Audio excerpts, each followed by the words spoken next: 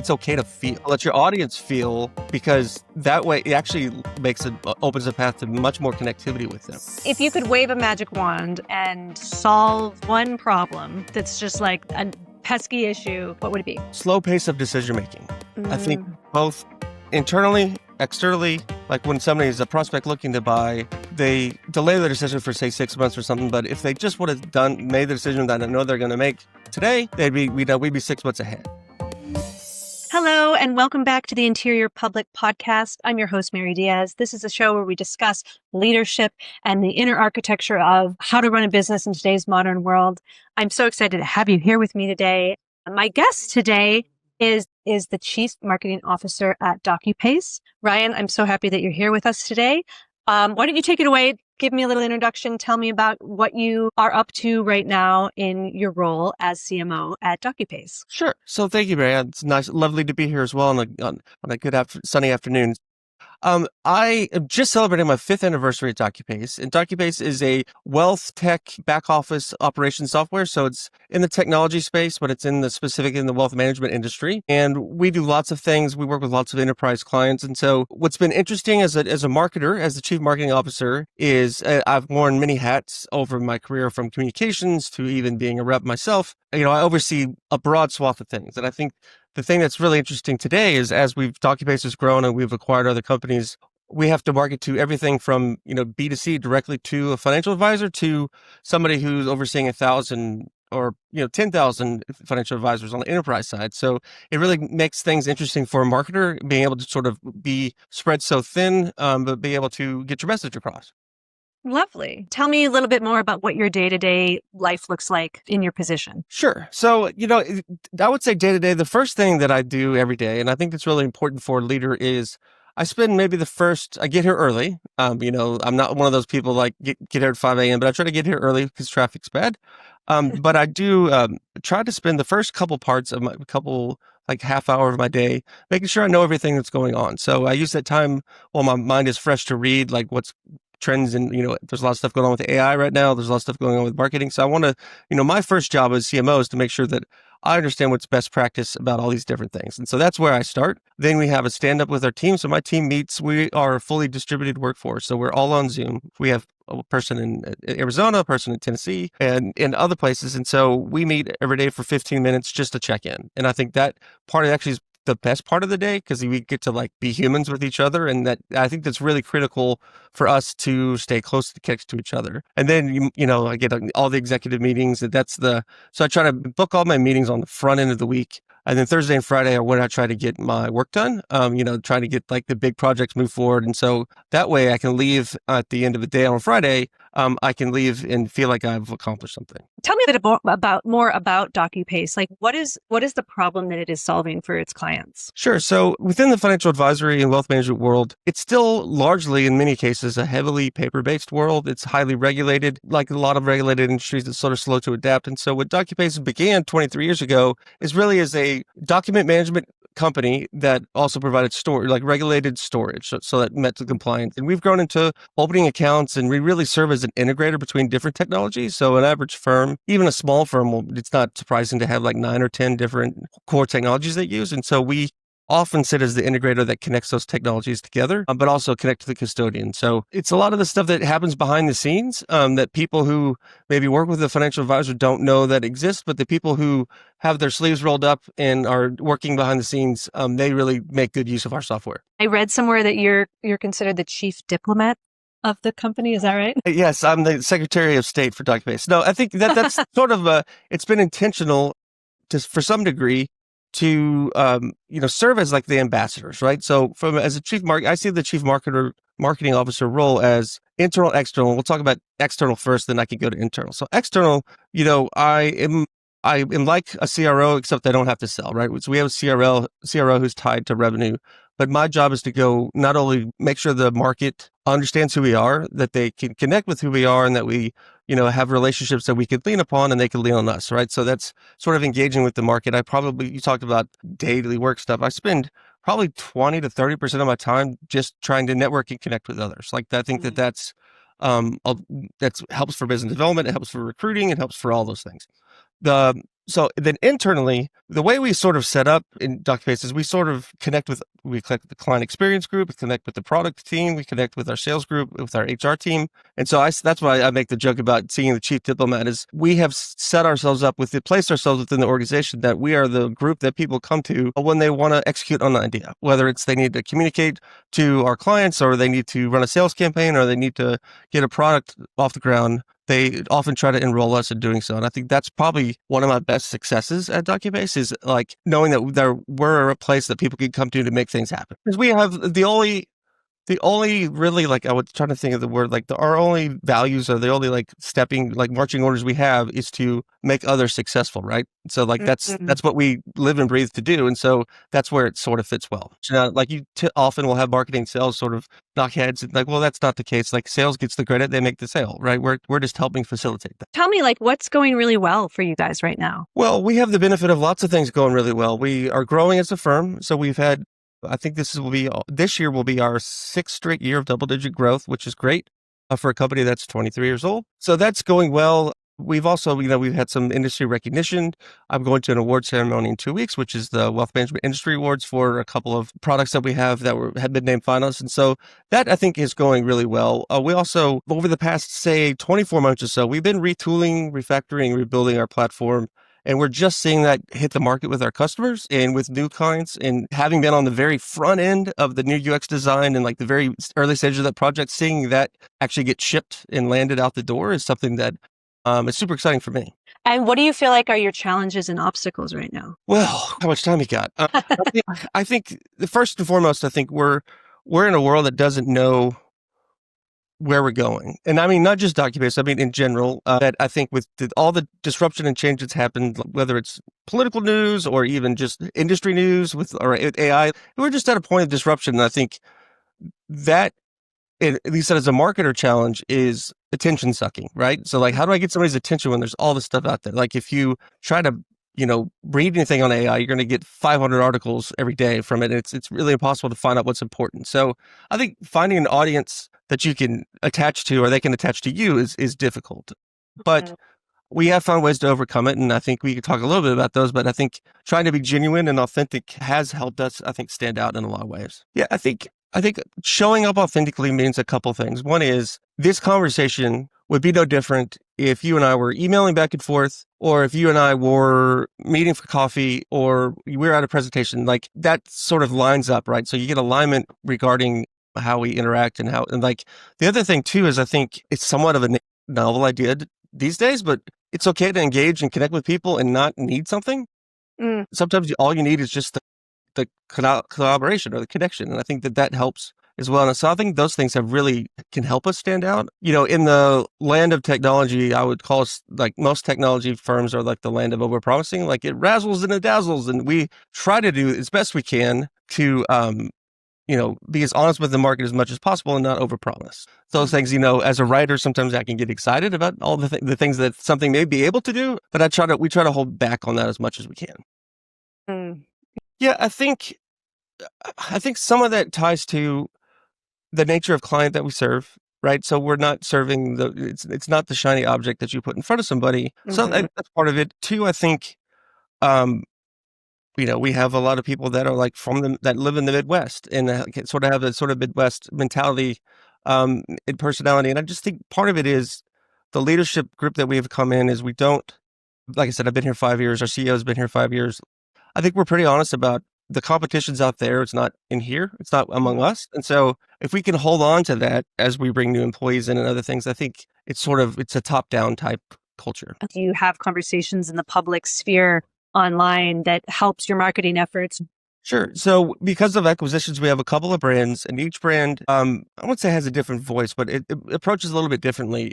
I think in some ways I have become some level of spokesperson for the company. And I think I take that role pretty seriously because it's everything that I say could be brought back to the company, right? So not only I'm saying it, it's Docupace saying it. However, I like to be as engaging and as insightful as I can. And so I'll try to add some humor, try to add some pop culture to it, trying to talk like we would talk, right? And not try to oversell something. And I think that I am very aware that I'm never speaking just for myself, that I am speaking for the company, but also am comfortable with whatever I'm saying it being from the company, if that makes sense. And so, Yeah. like, I think there's some level of comfortability there, in knowing where you can and can't go. Like, sort of, it's interesting. So, because we'll have like social media campaigns that would be under my name, or we'll have social campaigns that run under the company's brand, and we sort of try to measure performance, what does well and what's not. One of the biggest questions we're kicking around right now is we have newsletters and other engagements that go out, wondering whether I should start a Substack or something, or an email newsletter, or what have you. We've tested it and it actually performed well, but I don't know if I'm ready. I don't know if I'm ready for that, right? Because there's no way, somebody out there is going to see it as self-serving, even if I'm not even talking about myself. They see that, oh, he's sending things again. And so I'm a little self-conscious about that. And so I'm trying to figure out how to get comfortable with it. And that's why I try to make it, whenever we have discussions, it's about the company, what we offer and what we do, not about me. Although sometimes people will ask, questions about me, where I came from and all that. But also, like, I think there was a newsletter that came out we had last year sometime, and I had just by chance written some articles and had done some podcast interviews, and it was basically my face like 4 times. And I was like telling my team, like, look, please don't, you can an image for something else. Like, it doesn't need to be me. And I think part of it that is critical in order to succeed in this sort of visible role is you got to give credit out to everybody that you see, right? So all the people that touch it along the way deserve just as much credit as anybody I'm just the one delivering the piece, right? So like, if we have a product that's successful, I didn't build the product. I just get to tell the world about the product. And I think that is pretty important for both my own psyche as well as, trying to internal reputation. How are you guys utilizing the new AI wave? Are you resisting it? Are you embracing it? How is it integrating into your business? So I think we're really embracing it. So we started with just, starting with the governance policy, right? So what can be done, what data can be used, what data can't be used, that sort of thing, who gets access to it, who doesn't. So I think that set, like, to use your word, a bedrock sort of foundation. And then we started working again inside enterprise space. So we don't allow people to use AI at work without it being on sort of the enterprise license. So we do protect ourselves in that regard in terms of stuff getting out there. But we started with chat, and then we have been working with Claude and been working with other systems to help. Like, it depends on the area. So in marketing, I've been used chat all the time. I use it as like a sounding board in a lot of ways. Like, what if I tried this? Or what if I tried this? But probably the thing I think that's been most useful for me is, over the years of this business, I've terabytes and terabytes of industry research. Well, I have uploaded all that to a specific chat. And so I could ask it anything about the industry, and it could give me a really well-sourced, well-researched response. And I think that is kind of cool. And I would encourage anybody whatever industry you're in, to do something similar, because there's no way I could know everything. And there's no way I could, even if I read all those reports, which I have, I'm not gonna be able to know which point was in which report. Like, it just doesn't, there's no way. And so I think that's been super helpful. We've also done some internal training just to get people comfortable with it. I think some people are hesitant, not because they're scared of technology, but I think they're hesitant. It's something new, right? Something they haven't used before. So there's hesitation. Some of our clients, because we're regulated, have, requested us not to use this or not to use that, which again, we can comply with. And so I think we've tried to adopt it in a way that makes sense. We've not gone all in, or we've not gone all out and sort of tiptoed. I was just reading an article today about a bank in Australia that they were going all in on AI and let go like 40% of their staff. And now they're scrambling, trying to hire them back because the AI didn't work like it said it was. Like, I just think because things are moving so fast, now is not the time to make a hasty decision in any direction, because it's going to whipsaw, right? It's a new technology. There's going to be things that people are going to say it can do and it can't, but let them dream a little bit. Maybe they can figure something out, right? Like, I think this is the time to sort of test the waters, not necessarily dive in. Okay. Yeah. And I think as a marketer and communicator, I think there's some moral obligation for when I post a press release or write a press release, that I feel like it's honestly comes from me. Like, it could be a system with AI, that's fine. But I know that my touch is on it, right? And I think, because otherwise we're all just going to be passing them back and forth a lot of stuff that Chat GPT created and not necessarily be authentic or real. So I don't want to go there. I try to stay on the other side of it. Yeah, the human side is everything, right? So I always say, well, we sell to humans. We have what the enterprise buyer is like. Well, it's just a human. Like, it may have a human who has a different job, or may look the world a little bit differently. And so keeping that human connection, I think one of the things that actually has really helped my career in this area, like marketing communications, is like understanding at a relatively early age that like it's okay to feel. Like it's okay to Mm, let your audience feel, because that way it actually makes it opens a path to much more connectivity with them, right? And understanding that. And so you have to be a steward of that if you understand that that's what's going to happen, right? So if I'm going to send a communication that's delivering bad news to somebody, right? I have to do so in a way that understanding that when they receive this communication, it may not be great to them, right? And right. so if you treat all those things, even when it's good news, like I remember one day when this is years ago, we had this like reorganization and somebody was promoted, and I thought she was going to be super excited, and then she's like, "Well, I didn't have time to digest it." So it's like even if you're delivering good news, like when it hits you, you still have to take time to let it like sink in.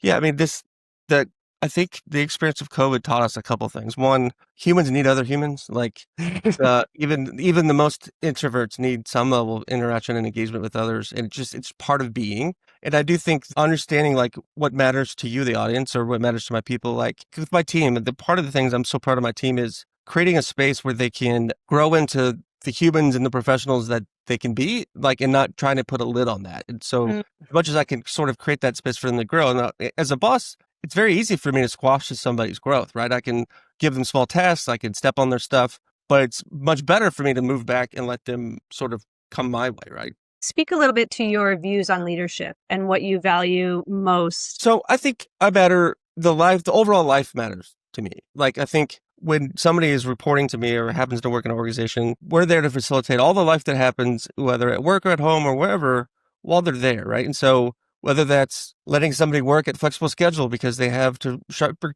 kids back and forth. And I know on me, that means I need to be able to respond to review things at 8 o'clock at night because that's when they have the time to do it. And so I think that part has been really important for me. One thing, because I work with a lot of women, so a lot of working moms have been in, I understand how challenging that can be to both be a mom and a professional at the same time, and those schedules don't necessarily fall directly into these little boxes. And so that's one part that I think that's really important for me to do. I think trying to create some level of autonomy and letting people make mistakes has been important too. Like say for instance, if somebody posts a blog and it has a typo in it, like the world's not going to end. Like you go back and fix it, and that's fine when we try to see it. But I think allowing people know that they're not going to get their hands slapped if they're trying to do something and making the best effort, and maybe there's a slip up here or there. I think I have like f up own up policy, like if just take accountability for it and I fix love it. that.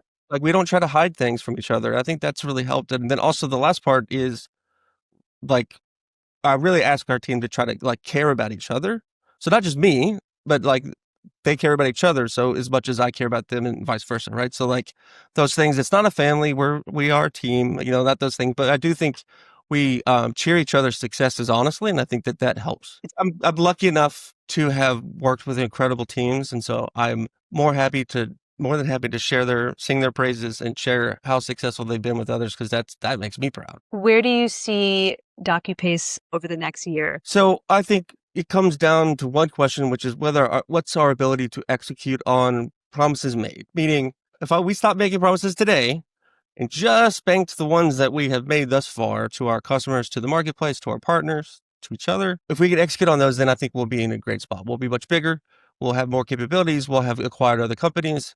We'll have made our investors happy. All those things that are great. But it comes down to and the thing that I think I wouldn't say worried about it. The thing that I know to be true is that the only way that happens is if we do that together. And so I'm really focused on trying to keep everybody rowing in the same direction, everybody connected, at least internally, like my other, co-leaders and stuff, because I think have grown into a level where even the biggest rock star isn't going to move the needle, right? We don't need rock stars. We need a band. And I think that's what I think is most important for us. If you could wave a magic wand and solve one problem that's just like a pesky issue, what would it be?